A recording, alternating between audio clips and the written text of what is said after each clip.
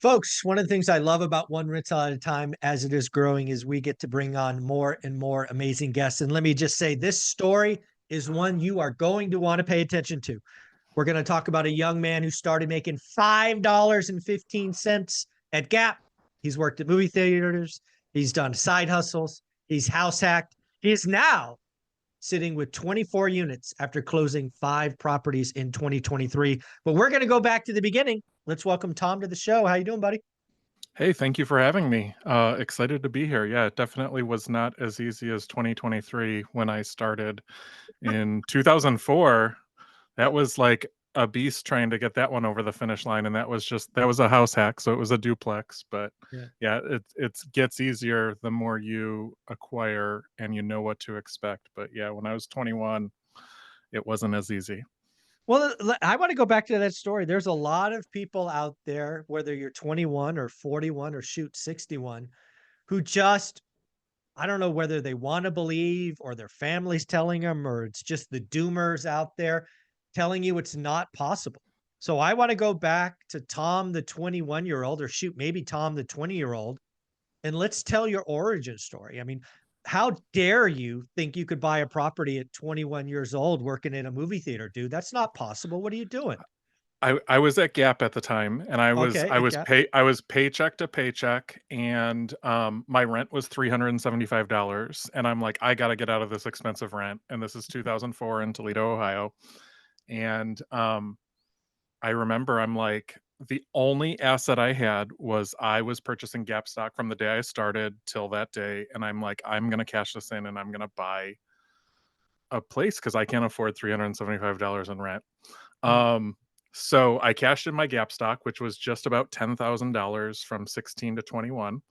And I didn't cash it in until I had my place under contract, but I showed that as my right. down payment when I was making my offer.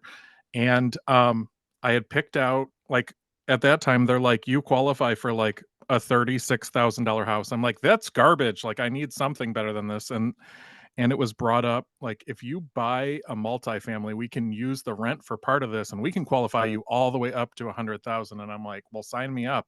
Yeah, I want one of I'll have those, a please. duplex because for 36,000, I'm gonna be living on the wrong, like, just no, I don't wanna do it." So I am like, "Yeah, let's start looking at them." So I looked at 3 duplexes. I fell in love with one, and I had my dad and my grandma drive out from Cleveland. It was a 2-hour drive for them out to Toledo, Oh, and I threw 2 on there to show them, like, as, like, the junk that you don't want, and then, the 3rd one, my dad and my grandma are both like, or the one that I wanted, they're like, "No, you're not buying this. This is, you have to walk across a roof, you have to do this, you have to do this." So, we're standing on the porch of the one that I didn't want, and my grandma's like, "You're buying this one, and you're living in the ugly unit," and ah, I'm like, "But the downstairs is so nice," and they had just refinished it and put a new roof on and redone the electric, and all the things that I didn't think of when I wanted yeah. the other one. They were like, "This is the one you're buying," and there was stuff that was missed at 21, like, I did not have a build or an inspection, and, like, 3 weeks after I bought it, I'm like, "Why is there water pooling in the basement?" "Oh, they painted the walls right before I looked at it and didn't just Yeah! wet." So, there was lots of stuff missed, and I had to replace that furnace that first winter. But that's how I started. I lived upstairs in a small, ugly unit. I made it Wow. nice while I lived in it, and, my mortgage, my tax, my insurance was $738, and my rent from the downstairs unit was 600, so I was living for 138 bucks, and I did not know anywhere I could rent for $138, so that was how it kind of started. Yeah, well, I wanna go back to you at 16, right? So you get the job at the Gap. One of the things you probably didn't know is you probably made a decision at 16 that would benefit you at 21, and that was you were taking a little chunk of your money and throwing it at Gap stock. Is I'm guessing it was an automatic thing? It was automatic, and it was unknown till I was, like, 18 because my dad filled out my paperwork, and I just thought it was Shout tax. out Like, dad. yeah, so and there were other benefit, and I've talked about this a lot because I first of all, I went and worked at the Gap because I couldn't afford the cool clothes, and I wanted to be able to, so that was my answer. I can get the clothes that everyone else has by working here. But they also paid for college for me, which is amazing. I had tuition reimbursement, Wow. There you so go. I stayed with Gap till a month after I graduated from college. They paid for 4 classes a semester as long as I got a B minus. they paid, and I only got 1 C, so that was, like, a really expensive C in my opinion because I went back and That was a bad I job. I took that class a second time, and I got an A the second time that I took it because There I you had go. to pay for that, and I had to come up with that money. But, Yeah, that's funny. yeah, there was like, just because I couldn't afford the cool clothes, it helped me pay for college, it helped me buy my first place. It was a really solid first job that I was just trying to get clothes at a discounted price. Well, there's so much in that. I mean, there's a lot of folks, and especially, we will eventually have a recession again, whether it's this year, next year, or the year after. They're a natural part of it. But I do, when the more and more people I talk to that quote unquote have success, that are on the wealth train, there's some part in their early journey where they just go. They just make a decision and go. And it's different for everyone. It started with cool clothes going to the Gap. Lots of people want cool clothes and they're begging mom and dad. They're just whining. Shoot, maybe they're stealing. Who knows? And they know, by the way, you figure out that they're going to help you pay for college. Great. I'll stay there instead of, transferring. So there's so much in that. So would it be fair to say that that first house hack in Toledo, Ohio was a wild success? I mean, what's the story today? You still own it? I still own that one. I just collected my rent on that one, and, it's a great property in my portfolio. I bought another one a year later in Cleveland, Ohio, and it was a money pit and a huge failure. So, I like to share about that one because I Yeah. lost thousands and thousands of dollars on that one. But that first one is still owned. I get, like, 11 calls a day of people trying to buy it still. Yeah. I get those too. So and I mean, at this point, it's just I don't know. But, yeah, it was in the right neighborhood, and it's fully rented, and it's one of those that whenever it does go up for rent, it's like 10 people waiting to apply for it, Yeah. and, What I is just total rent today?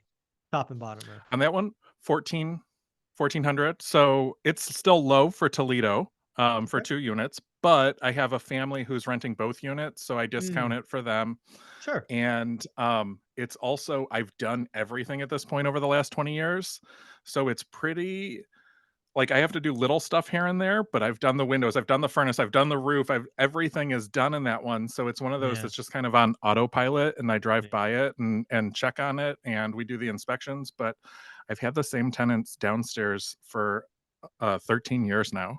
Like, they Wow. just They just they've yeah. raised yeah, and I gave them options to buy it at one point when I was like, "I'm gonna get rid of this one," and they just could never get their finances in order, so that one is in my portfolio for the long haul, I think. Yeah, yeah. Well, I'm curious, when rates were really, really low, did you go do a rate and term refi or maybe a cash out refi or anything? I didn't, but what I did do was I hated my first lender, and I won't name Ah, them by name, that's fine. and so I feverishly paid it off, and then what I did was I actually pulled a HELOC on it, Oh, okay. and I used that HELOC to buy like, my commercial property. I couldn't get a loan on it, so I'm like, "Hey, I've got money right here," and I was able to buy a lot of real estate with that house because of Mm, that HELOC. So I that like was what that. I did with it.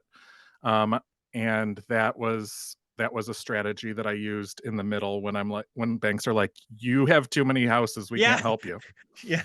I've heard that a lot in my investing career. I'm curious, when you use that HELOC, is your goal, you already have a plan for when you're gonna pay it back? Like, you buy the commercial property, you fix it up, you get it rented, you put debt on it, then you pay it off. Is that kind of the how you do it? For sure, yeah, I paid that HELOC. I mean, it's bought multiple properties, and I Right. think I've had it close to 10 years now. But it's paid for many over the years, and, yeah, whenever I cash out, I pay it back, and I leave it there. Right. It'll expire soon because it was a 10-year term, but, it's been a good, like, "Hey, I have this money sitting here, I can do this," Yeah. The key to and that it's helped HELOC a for lot. me is you use it for investing. You don't ball out and take crazy vacations and buy stupid trucks and all of that. It's like, no, this is to grow, not to enjoy, if you will. For sure, and I sold a couple along the way, and that's when I paid that property off and had access to getting it. I let it sit there for, like, a year or 2 with nothing on it, and then I'm like, "You know what? I'm gonna put a HELOC on here. I don't need it right now, but if something comes Yeah. along and I wanna throw $100,000 down on something, I've got this here to do that." And I know that's not the true intention of a HELOC. You're supposed to improve the property, but I've done lots of improvements on that property over the past 20 years of owning it, which There is you go. There crazy you that I'm at 20 years of owning a property. Wow, that is awesome. Well, that's starting early, right? I've always told people, right? There's 3 steps to getting wealth. The third step is you gotta do it for 10 years. So, 20 years is more than 10. So congratulations. Yes. I want to go back to you've talked about in because again, I follow you on Twitter or X. Um, go ahead and share your handle if you'd like. But you've talked about starting at the Gap, but you also spent a lot of time talking about working at the movie theater. Did those overlap? I never really understood the timeline. When was the Gap? When No, was the movie theater?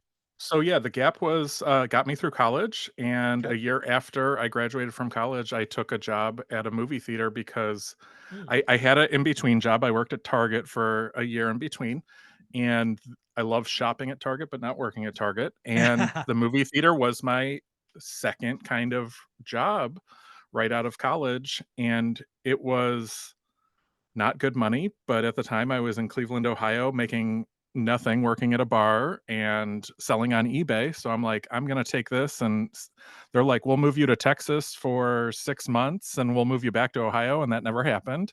Hmm. Um, but I took this position, and my starting pay with them, I think, was like 32,000, Hmm. and it got me into a different market that was growing instead of shrinking, like Cleveland, Ohio, at the time. And I just started running theaters. So I did that for 15 years. I bounced around from theater to theater. There were 7 in there where I would go and open new theaters. I went down to Houston for a little bit.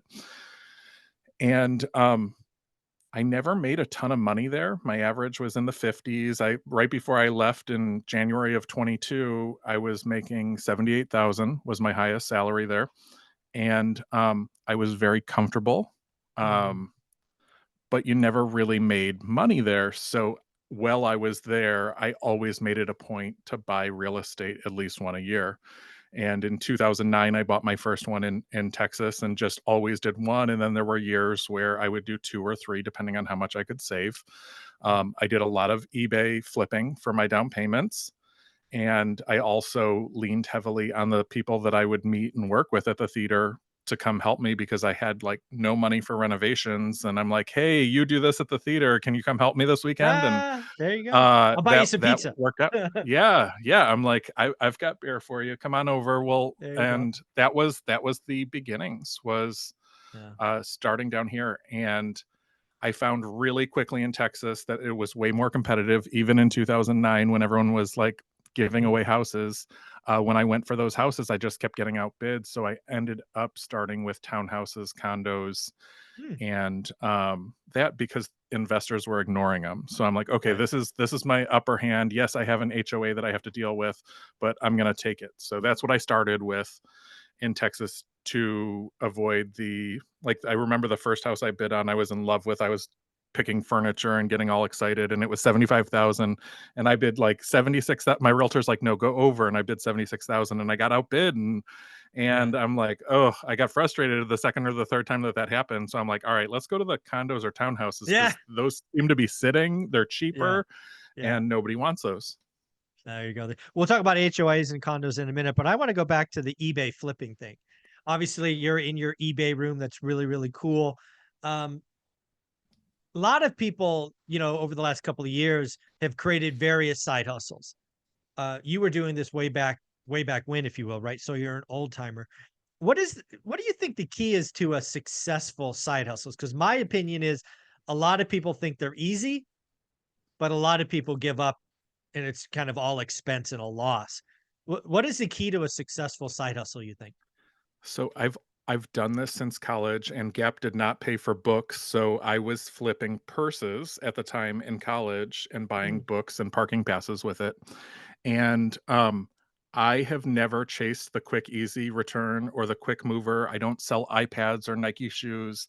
I sell the clearance item that was discontinued last year that I bought for $1. So I never had high overhead with any of it. Even the purses that I started with, they were $1.50 a purse, and I think I bought a cart full for 50 or $60. But then I was selling these purses for $60 a piece on eBay, and that adds up over time. So I yeah. think approaching it with I call eBay at this point my safety blanket. Like August was a super expensive month for me. I had furnaces go out, I had cracking foundation, just everything was going up. So I kind of ramped up my eBay sales, listed a little bit more. I don't actively source, but when I see a deal, I'll grab it. Mhm. And there's a lot of things that won't make sense in Cleveland, Ohio, or Toledo, Ohio, or even when I go to a flea market in Dallas. Um, but they make sense in different areas. And I knew that when I bought that purse, I'm like, hey, these are diesel purses. This is a good name brand. So I know that they're not worth anything right here in Cleveland, but I think people around the country would be interested in these purses because they have a Yeah. $100 price tag on them. So for me, my side hustle has been my safety blanket over the last 20 years. I do it as much or as little. I had a good 2023, but my 2022 was, I kind of put it on the back burner, put it on vacation mode a lot. And that's how I like to approach my side hustle, where it's not like I need to make $300 this month. It's I can ramp it up when it's a bad month, and I can slow it down if I'm busy with other stuff and put it on vacation mode. And I think that's where people they're like, I have to make $300 if I'm going to do this, or I Mm. have to make $600. And I think people also chase this get rich quick because there are like eBay. I've always done very small investments. When I buy something, it's $100 worth, $200 worth. But some people go in on these, I want to do private label, I want to do this, I want to do that, and it gets so expensive so quick. And there's some that you can start with, like you can start dog sitting on Rover for nothing. Right. There's so many different ways to generate income. So I think chasing the biggest return is where people go wrong, in my opinion. And that's also why I ignore the Nike shoes and the iPads, because you have one of those lost and you're out Yeah. 300 bucks. You have one tube of lipstick lost and it's $1.50, and you're not like losing sleep Ah! over this $1.50. Right, right. So that's why I've stuck with the items that I know, and Yeah. the small, easy to ship items and the inexpensive to acquire items. And I can tell you from doing it for 20 years, those discontinued colors and scents and that get more expensive the longer they're discontinued. So when I buy them on clearance for $1, next year they're $25 online because nobody can find them anymore. Mm.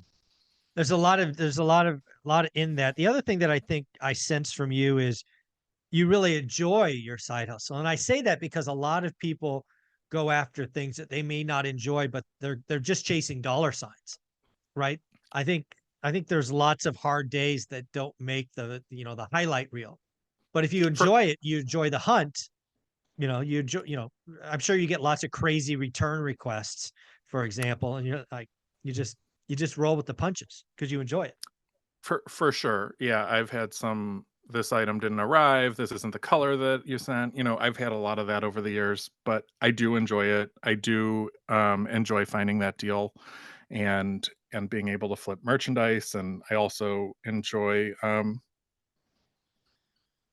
I don't know, I've just done it since I was young. Basically, and this goes back to my earliest origins, I was basically told when I was young, if you want it, you have to earn it. So I remember like side hustling at the neighbor's garage sale, like helping them set up and making 10 bucks and getting super excited over that. So it's just kind of been ingrained in me. If I want it, I need Yeah, to earn it. there you go. And my flipping has been a way to definitely keep that ball rolling with real estate, keep that ball rolling with bills, and kind of my way of figuring it out. There you go. Well, again, you just keep moving forward. You don't complain, you don't whine, you figure it out, you take action, you improve, you move forward. So let's go back to the HOA thing. A Sure. lot of folks, as you indicated, avoid HOAs. They don't want the headache. They don't know. HOAs seem to only expenses only seem to go up, and the nonsense seems to go up. Um, but again, I like the idea, right? 2009, you're getting outbid on homes, townhouses and condos are sitting. You take a shot. So tell us about that first HOA or condo deal you got done. It's always fun to go back. 2009 was the first one, and the HOA was pretty rough, where they filled out all the paperwork and they said it was gonna be this much, so I remember my dues were $137, and the accountant calls me, like, a day or 2 after the check comes, and she's like, "Hey, you shorted your dues $100, it's 237." I'm like, "No, Ah, right here it says 137." And she's like, "Oh, that was filled out wrong." So I ah, quickly learned, because everything was based off this 137, that HOAs are not a dream for investing. I mean, that they can slap on early or Yeah. assessments and raise dues and Yep. restrict you from painting or doing this or doing that. So I learned in there that I didn't really want to buy in HOAs, but I did buy in HOAs probably from 2009 to 2015 because Yeah. I didn't have the competition. So, and there were years like 2013 where I put out 3 offers on 3 different properties and all 3 actually came back accepted, which I Mm, wasn't expecting. So I mm, bought 3 that year in different HOAs. Um, and while I put in my time with HOAs, there are good HOAs and bad HOAs, and I still have one property with an HOA, and it's the best kept property. Um, and that's what it's a small complex with like 60 units, okay. and the property manager you can text, and he takes care of it, and he's been the property manager since I bought it over 10 years ago, and it's a great quiet little property, and whenever one goes up for sale in there, there's 10 people now bidding on it because it stands out amongst the junk of these large run properties. So I wouldn't start there unless that was my only option. Like if I were going in today, I'd have to start in an Yeah. HOA property in Dallas to kind of get started because stuff has ballooned so expensive.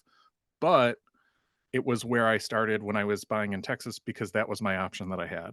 No, I like it. I mean, again, back to the whole you take action, you try. It's not that you avoided single family homes, you tried them, you just weren't getting one. So you had a plan B. You talked about there are good and bad HOAs. Any advice for someone who's looking at potentially going that route on questions they could ask? Or I mean, how do you, I is there any early indications good versus bad? Yeah, I love to tell people, even when I would show those units, I'm like, drive it at 7 o'clock and see what the parking lot looks like. And that's how you can really, even neighborhoods when you're shopping, like you can tell what that HOA is on top of or not on top of by what the property looks like at 7 o'clock. Is it got a bunch of cars up on cinder blocks or does it have Mhm, garbage everywhere?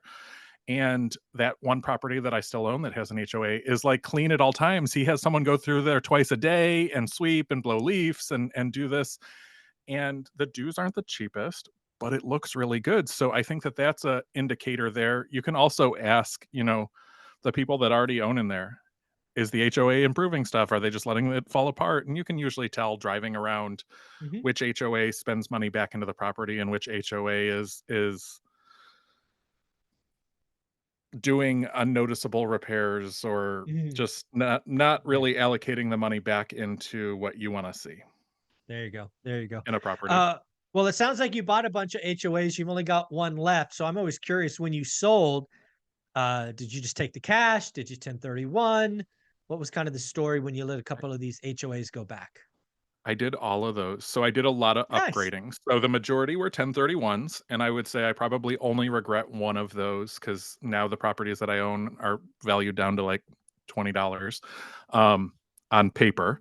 Uh, but I 1031'd a lot. I did take cash on one or two that I had lived in. And I just did a lot of upgrades in the early, like 2015. I was okay, let's change this HOA one into a 3 bedroom house. Let's change this one into a 4 bedroom house. So I did a lot of that over those early 2015, 16, 17, 18. And then by 2018, I saw that the numbers were not really making that much sense in Dallas. So I held on to what I have in Dallas. I have 8 right now in Dallas that are rentals and went back to Ohio where I Hmm, started.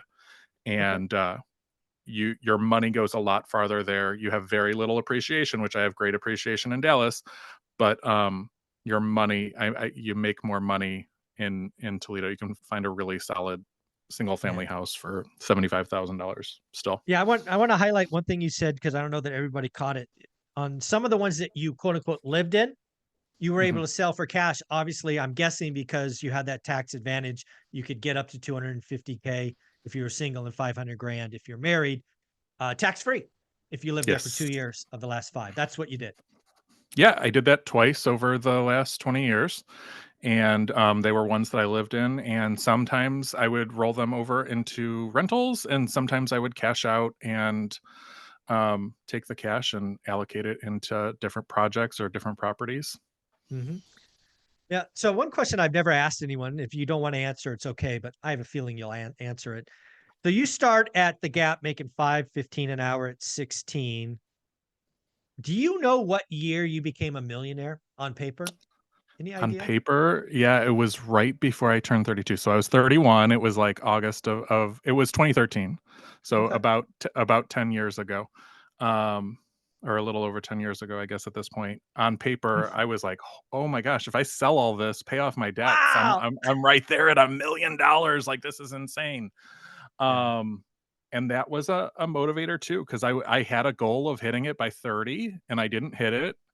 And then I thought I wasn't gonna hit it by the time I was 31 and I'm like, "I'm not gonna hit it till I'm 32," and right then, getting those 3 offers accepted, there was instant equity in those properties Mm. by me doing a lot of the work, and I even had my mom fly down and she helped me do landscaping, like, I was doing Nice. whatever it took to get those 3 done because I had no money to really do the repairs and stuff, um, and that was what pushed me over the edge was those 3 that year, and that really kind of kept me fired up, but I never felt like, "Okay, I can pull Yeah. the lever and just jump out." So I actually stayed probably 2 extra years at the theater where I coulda left. I was ready to leave in 2019, and I'm like, I had so much self-doubt, so I stayed the extra Mm. 2 years, and it did get me some great properties. I bought a beautiful hoarder house that is now beautiful, wasn't beautiful when I bought it, but I Yeah. wouldn't have been able to grab that if I had left.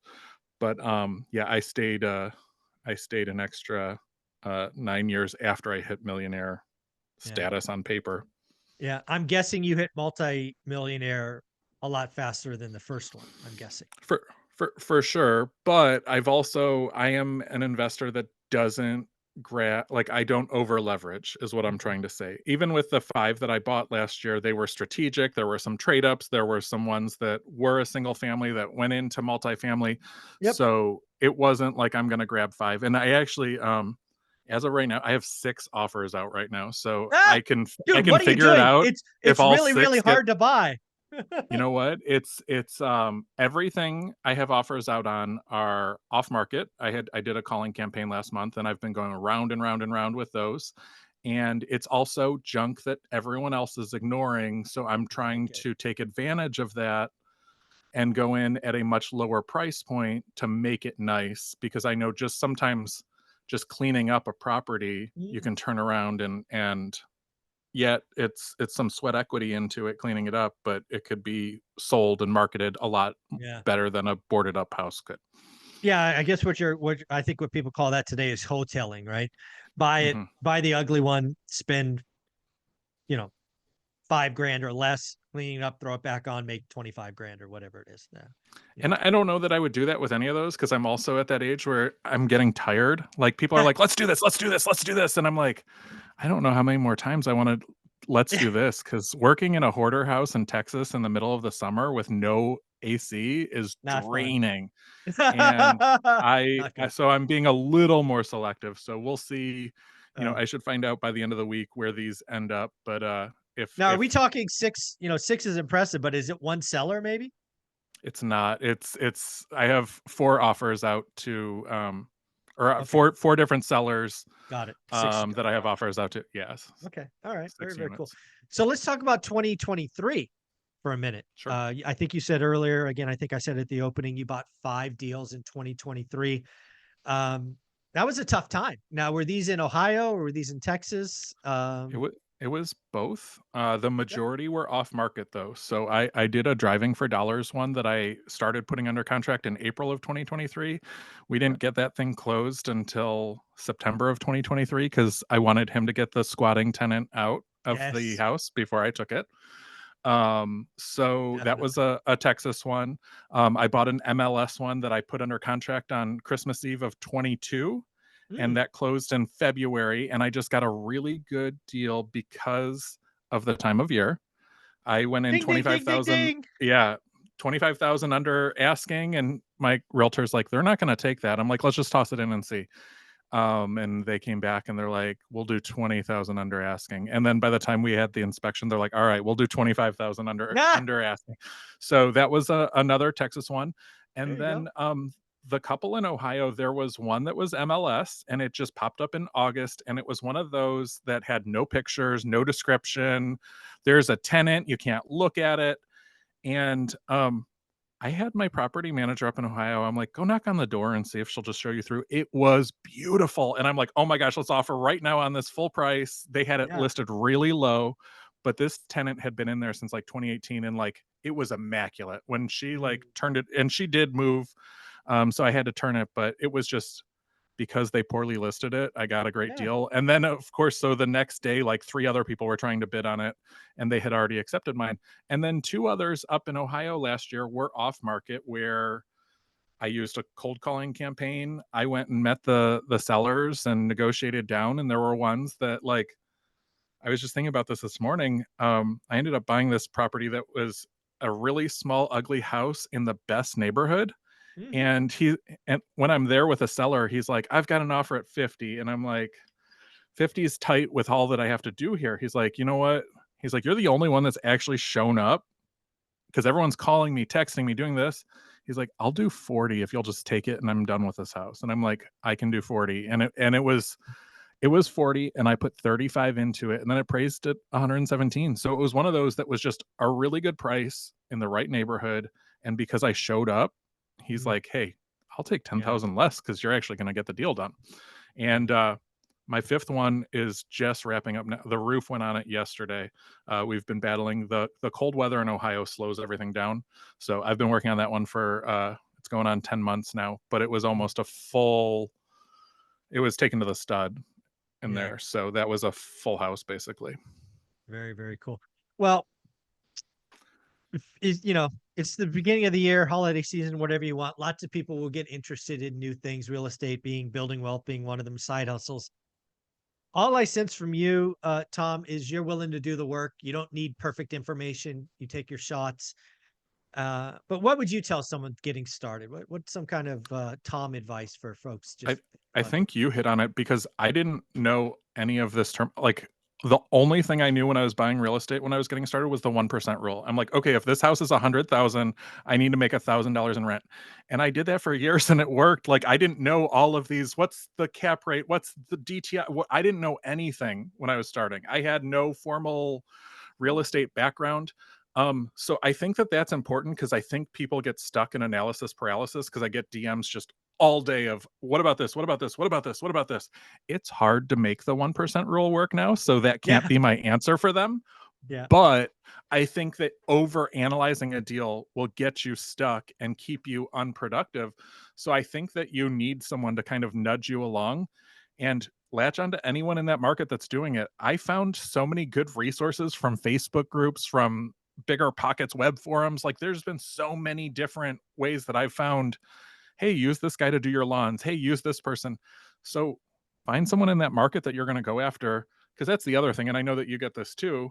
Well, that would never happen in my market. You could never buy a house for $40,000 in my market. Well, you know what? Toledo is actually not my market. I haven't lived in Toledo in over 20 years, but I'm still investing there because I've built up a team over the past 20 years. So that's not my market either.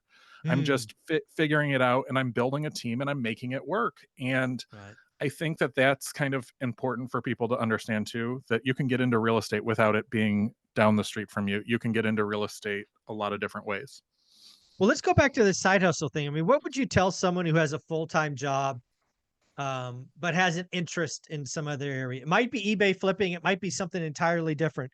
How important do you think it is today to kind of monetize a side hustle? Work 8 to 5 somewhere and then work 5 to 8 on something else.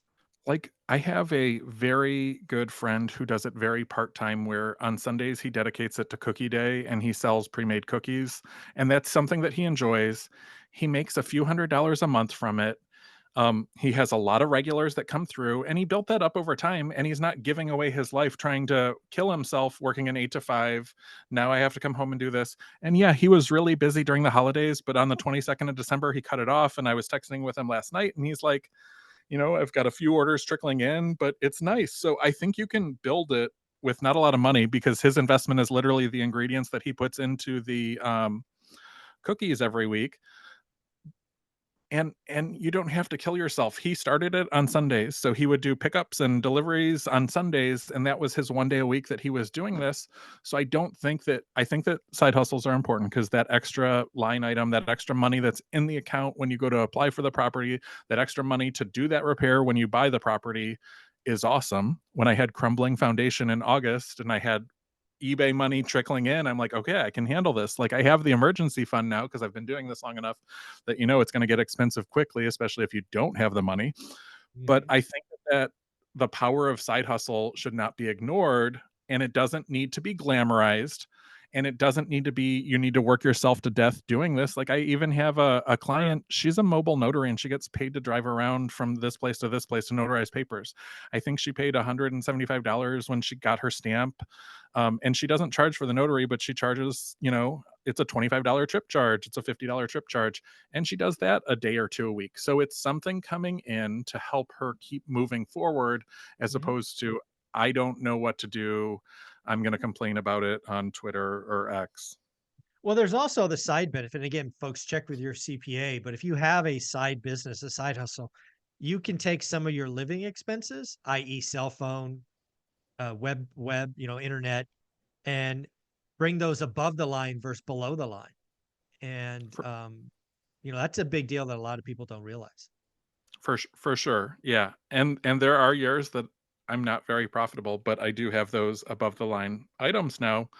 So it's still worth the time, energy, effort, and hustle that I put into it. And I think that it gets a bad rap because everyone's chasing these get rich quick, and you're going to make Yes. $1,000 a week doing this, and they're not really focusing on the, I'm going to be a mobile notary, I'm going to be a cookie guy, I'm going to be I'm going to flip items on eBay. And me flipping on eBay for 20 years, I've never focused on the high ticket items or the expensive items to get started. I focused on the smaller. You could even do eBay arbitrage, which I do. Like, I have alerts on certain items, and there's times that people don't know what they have and they pop it up for like $20, and I'm like, I'll buy it for $20 and turn around and sell it for 150.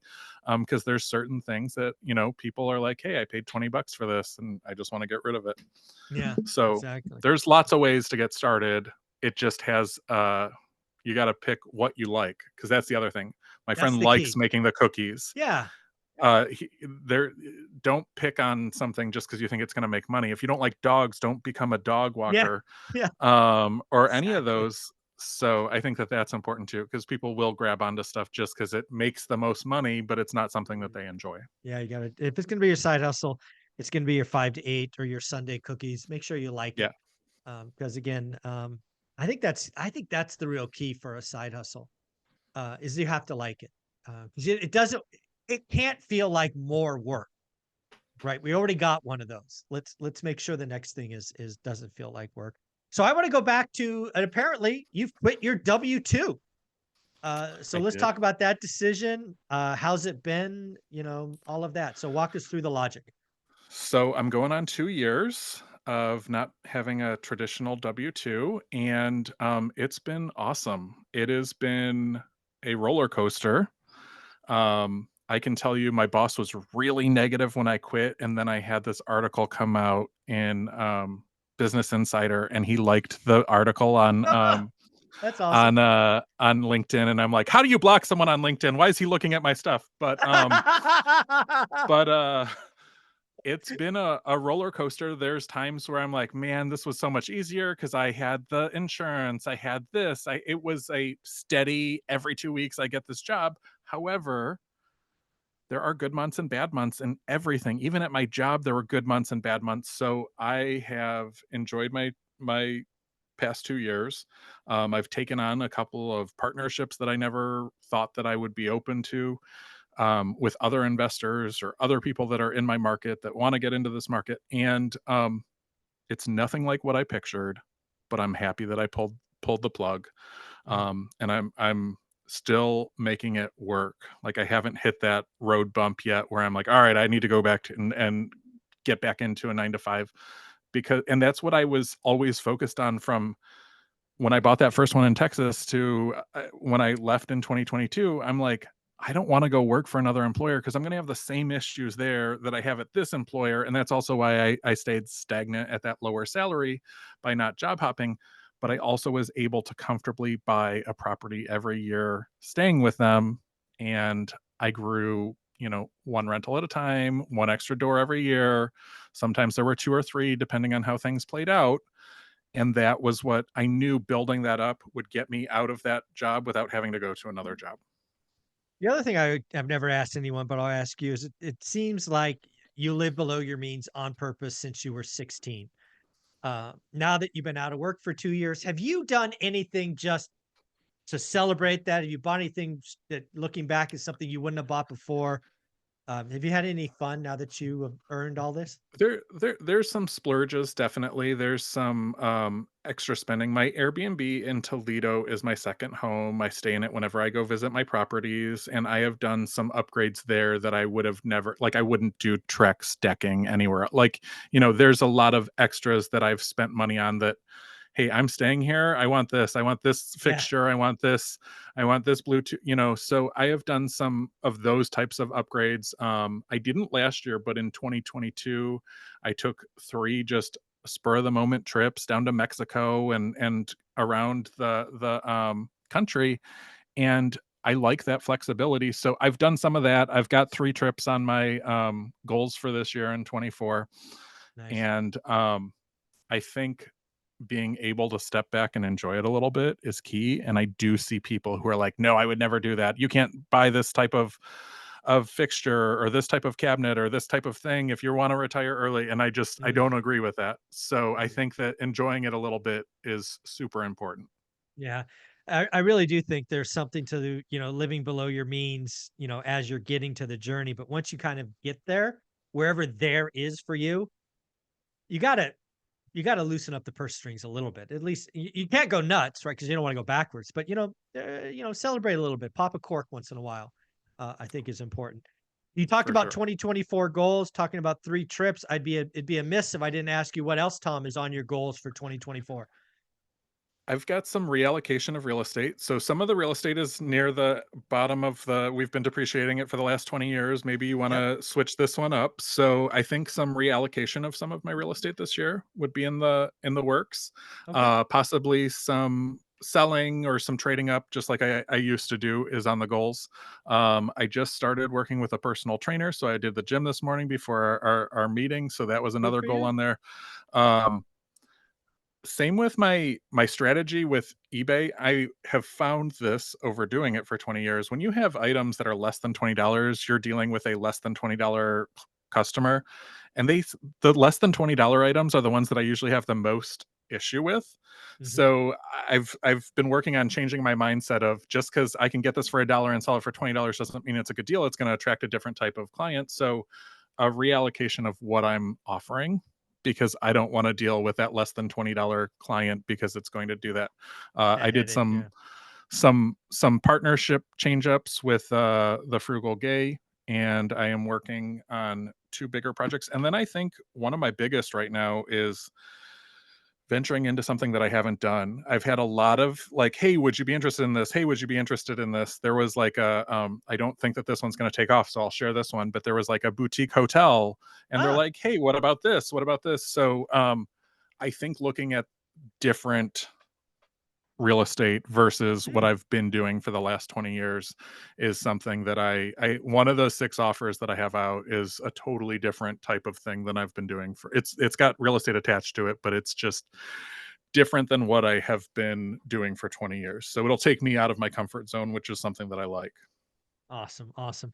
Well, Tom, you've been a lot of fun. Please keep doing what you're doing on X or Twitter. Where can people reach out? Where can they follow you? Where should we send them?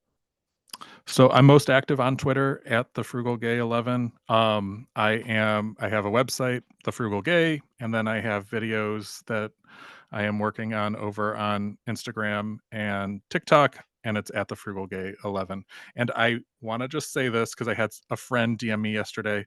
I will never DM you and ask you for stock tips or No, trading. And no, these scammers keep using my name. So please know if I'm you'll not never talking do that. about like eBay or real estate, that is It a ain't you. scammer using my pictures or videos. So Yeah, same guys. I will never. I'll tell you this. I'll never DM you. Just not going to happen. Yeah, it's crazy, you crazy. DM me. Tom, yeah, I did, but it wasn't It's a about different, crypto yeah, or something. Yeah, it's a yeah, that's true. different kind of DM. Tom, you've been an amazing man. Thank you for saying yes to some guy you never met. I know my audience will appreciate your story. There's so much there starting at 16 to leave in the W-2, the side hustle, 2 different markets. Just keep it up, man. Keep being you. Thank you for having me. I appreciate it. It was a fun You chat. got it. Awesome.